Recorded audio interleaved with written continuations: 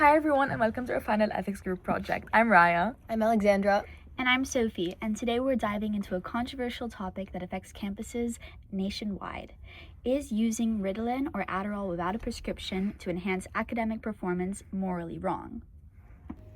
According to recent studies, approximately 1 in 3 college students admits to misusing prescription stimulants like Adderall, with half of students saying it's easy to obtain on campus.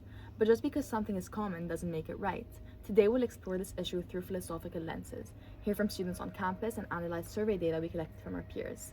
Our thesis statement is, using Ritalin or Adderall without a prescription for academic enhancement is morally impermissible because it reflects a problematic desire for mastery over natural abilities and violates Kant and moral theory. It also creates unfair advantages and poses serious health risks that cannot be justified by temporary academic gains. Let's start by asking students what they think. We hit loud to ask if taking Ritalin without prescription is the same as cheating in academics. First, we're here with David? David. Do you think that taking Ritalin without prescription is the same as cheating academically? Personally, I would not consider taking something like that equivalent to cheating academically. I feel like it's essentially equivalent to having a lot of caffeine, but maybe turned up to 11. I don't think it gives you an unfair advantage. I just think it makes you perhaps hyperactive. I don't think it's fundamentally unfair. I'm not going to say it's fundamentally correct, but I don't think it's unfair. And you're doing it at your own risk, and if you choose to make that decision, then good luck. Hi, I'm JP, and I think Adderall's not cheating because it is your own work. Hi, I'm Tucker. I don't think it's cheating because it's a level playing field and everyone can get it, but don't do it. Hi, this is Professor Steenhausen of the Theology Department, and I was asked the question, is taking a stimulant, Adderall or Ritalin, considered, in my opinion, cheating in an academic environment? And I would say no. I don't think it is cheating. Interesting perspectives. Now let's look at our survey data. We polled a sample of 200 students, and while not all of them replied to the survey, we are still able to gather some really interesting data. As we found in our interview, the majority of people felt that using non-prescribed Ritalin to improve academic performance is not similar to academic cheating. However, when asked how fair or unfair they considered this action to be, this was the response. Notice the striking disconnect here. Most students don't think unprescribed Ritalin use is cheating, yet nearly half still call it unfair. They're essentially saying it's not breaking the rules, but something about it still feels wrong. Meanwhile, a quarter of students remain completely unsure. They literally can't decide if this practice is right or wrong. This confusion shows that is it cheating might actually be the wrong question entirely. The real issue isn't about breaking rules. It's about something deeper that can't be adequately addressed by a traditional cheating versus non-cheating or fair versus unfair framework. That's why we need to turn to philosophy to understand what's really troubling about enhancement. To understand why this might be problematic, let's turn to philosopher Michael Sandel. In The Case Against Perfection, Sandel argues that enhancement represents what he calls a Promethean aspiration, a desire to remake nature to serve our purposes. Sandel's key insight is that the problem isn't just about fairness or safety. It's about the attitude enhancement expresses. He writes that enhancement threatens to banish our appreciation of life as a gift, and to leave us with nothing to affirm or behold outside of our own will. When students use unprescribed stimulants, they're not just trying to stay awake. They're attempting to master and redesign their cognitive abilities, rather than accepting and working with their natural capacities, or what they already have. This drive for control, Sandel argues, corrupts authentic achievement. As he puts it, when we enhance, our admiration for the achievement shifts from the player to his pharmacist. We're here with Ali? and our next question is, should students be allowed to take Ritalin or Adderall even if it harms them, just as some students choose to drink or smoke? No, I don't think so, just because it's a medication and it's got a serious effect on your body, and I think it's got to go through a doctor's office or a medical professional. Okay, we're here with Theodora. My twin. If you don't need Adderall, then I don't think you should be able to take it because there's already a shortage to begin with, and I don't think students need another drug that they're able to abuse. Hi, I'm Vito. No, I don't think so because it promotes a grind culture that can be harmful and ruins work-life balance.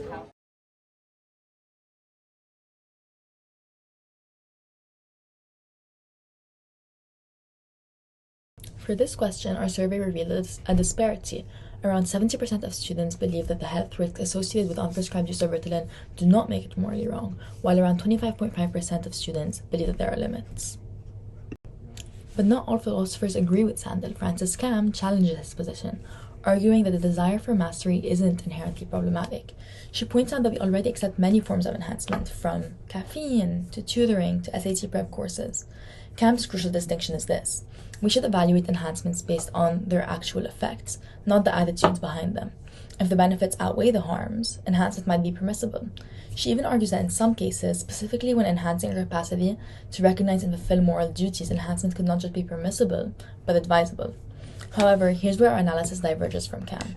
While she is right that enhancement isn't always wrong, unprescribed Ritalin use presents unique problems that her general defense does not address, such as the health risks, the violation of medical regulations, and the systemic unfairness it creates.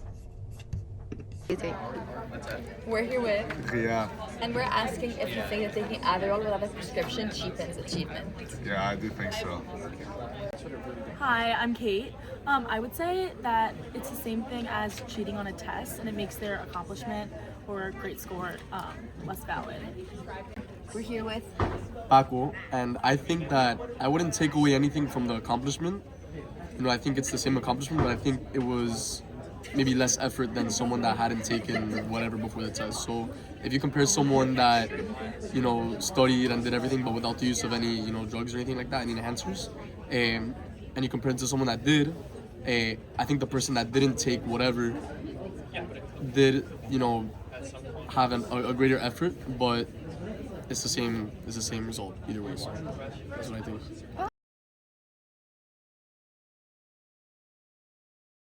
Survey data shows about 55% of respondents believe that it does undermine the value of achievement, while 22% of respondents disagree with the statement. Let's apply Immanuel Kant's categorical imperative to this issue. According to Kantian ethics, we need to test whether an action can be morally permissible by examining if it could become a universal law.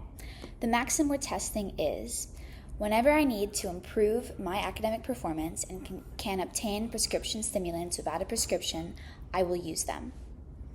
Now, Kant gives us two tests. First, the can conceive test, or the CC test, asks, can we even consistently conceive of a world where everyone acts on this maxim? The short answer is yes. Now, let me clarify something important here. Unlike making a lying promise, which would destroy the very institution of promising and make the practice impossible, we can actually conceive of a world where everyone uses prescription stimulants without prescriptions, because the practice wouldn't undermine itself. Universities would still exist, exams would still happen, and stimulants would still have their effects. So, this maxim actually passes the conceivability test. But here's where it gets interesting. Kant's second test, the can-will test, asks, even though we can conceive of such a world, can we rationally will it to exist? Can we actually want to live in that world? The answer is no, and here's why.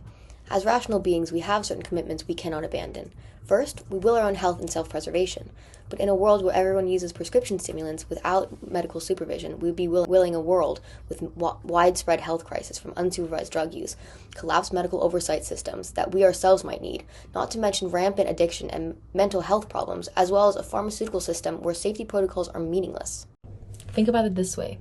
In willing universal stimulant use, we'd be willing a world where genuine merit becomes indistinguishable from pharmaceutical enhancement, undermining the very concept of achievement we seek. It's similar to Kant's example about refusing to help others. You can conceive of a world where no one helps anyone. Humanity might even cease to exist, but that's conceivable. What you can't do is rationally will such a world, while also willing your own survival and flourishing when you need help.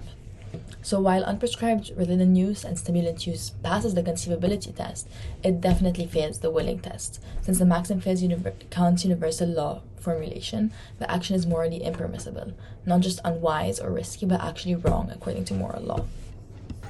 we're here with, Luke. And do you think the pressure on students makes taking enhancement drugs more acceptable or troubling? Don't do it. I guess troubling.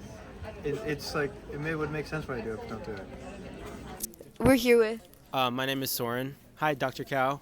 And I think that like Ritalin shouldn't. It's more troubling now, especially as more and more people are using it, because it's not meant for the consumption by regular individuals. It's meant for people with ADHD.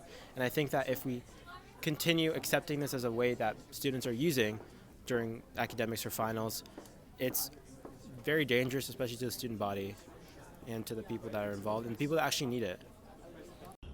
When we asked students directly about their own experiences, the numbers were striking. 1 in 3 students, that's 33%, admitted to taking stimulants without a prescription. Think about that. In a typical classroom of, say, 30 students, 10 have used unprescribed Adderall, Ritalin, or similar drugs. But here's what's particularly revealing. Of those who admitted to unprescribed use, nearly half, around 46%, said that they did it for academic reasons. The other half used stimulants for other purposes, whether that be staying awake at parties, weight loss, or recreational highs. This split shows that academic pressure isn't the only driver, but it is responsible for nearly half of unprescribed use on campus. These numbers become even more concerning when we consider the pressure students feel. According to our survey, about 33% of students have felt pressure to take stimulants for academic purposes and to keep up with their peers. Beyond philosophy, there are concrete health concerns. Dr. Ana Maria Munoz from Georgetown University warns that unprescribed stimulant use can lead to cardiovascular problems, including increased risk of heart attacks, mental health complications, including anxiety, depression, and even psychosis, addiction and dependence, and academic performance that actually decreases over time. From a Kantian perspective, knowingly risking these harms violates our duty of self-preservation. We have an obligation to treat our own bodies with respect, not as mere tools for academic achievement. So where does this leave us? While Cam is right that the enhancement isn't categorically wrong, and while we sympathize with students facing immense pressure, the case of unprescribed Ritalin use fails multiple moral tests. It violates Kantian principles by creating a practice that can't be universalized without harm. It embodies what Sandel warns against, a drive for mastery that diminishes authentic achievement. It poses serious health risks that no temporary academic gain can justify, and it creates systematic unfairness that undermines the very meritocracy it claims to serve. The solution isn't to condemn students who feel driven to these measures, but to address the underlying pressures and to promote healthier and more sustainable approaches to academic success. As one survey respondent wisely noted, the real problem isn't the drugs, it's a system that makes students feel they need them. Thank you for joining us on Ethics in Focus, and remember, your worth isn't measured by your GPA, and no grade is worth risking your health or integrity.